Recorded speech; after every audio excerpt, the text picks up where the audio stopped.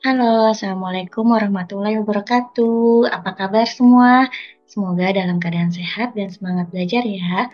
Oke, hari ini kita akan membahas tentang tutorial bagaimana cara membuat daftar isi secara otomatis.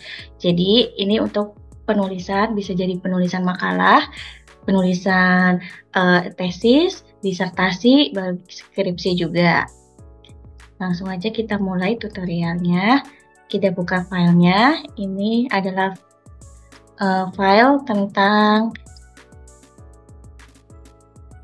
nah ini ceritanya adalah file tentang pengaruh sikap terhadap matematika, motivasi, berprestasi, dan aktivitas tutorial terhadap hasil belajar mahasiswa. Nah, di sini ini ceritanya adalah makalah. Makalah ini belum ada daftar isinya dan akan kita buat daftar isi secara otomatis. Jadi otomatis tidak secara manual, karena manual kalau misalnya kita ganti halamannya akan berubah. Kita ganti maka akan berubah. Lebih baik menggunakan dengan cara otomatis. Jadi begitu berubah halamannya, kita bisa langsung klik otomatis aja. Halaman akan sesuai dengan revisiannya. Oke, kita bikin dulu halaman yang terdiri dari daftar isinya. Kita next page ya. Di sini kita page break.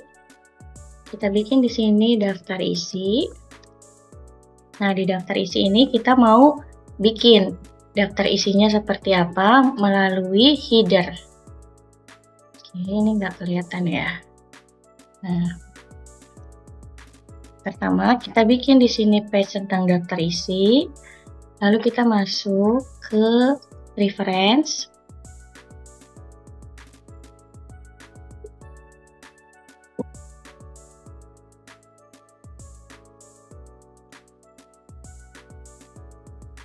Kita tentukan heading dulu di home.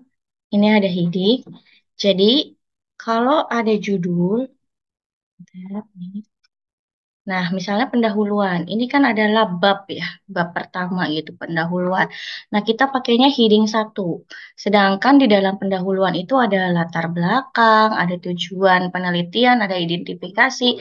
Nah, itu adalah subbab. Nah, subbab itu kita masuknya ke heading 2 gitu.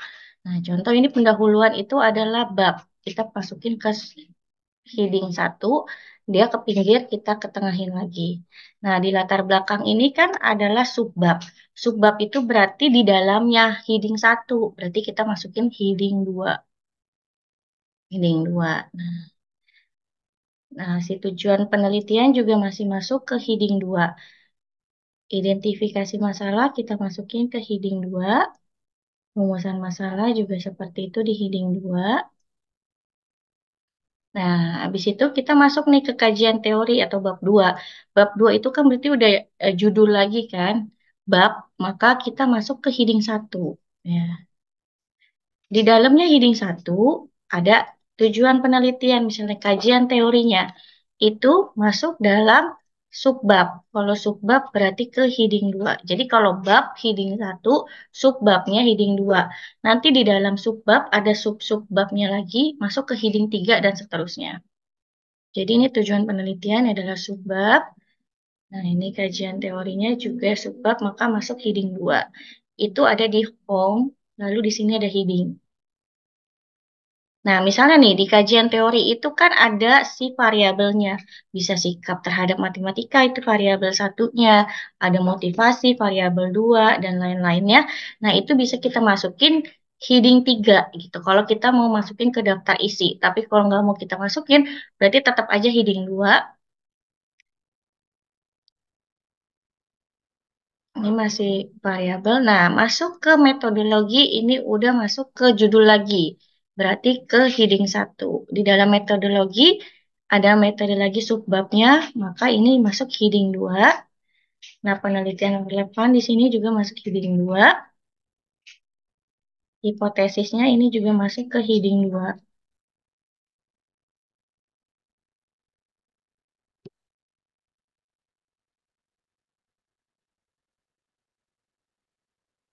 Nah, ke hasil dan pembahasan, karena dia judul lagi, kita masuk ke heading 1. Jadi kita maininnya hanya heading.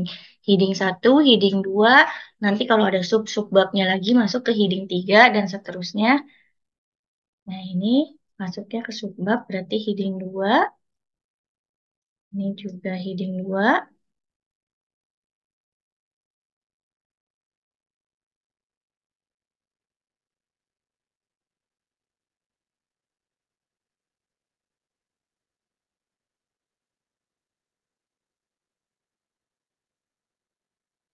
Terakhir, penutup. Penutup kita masuk ke heading 1 lagi karena dia bab terakhir, bab 5. Ke heading 1 di penutup ada kesimpulan dan saran. Kesimpulannya masuk ke heading 2.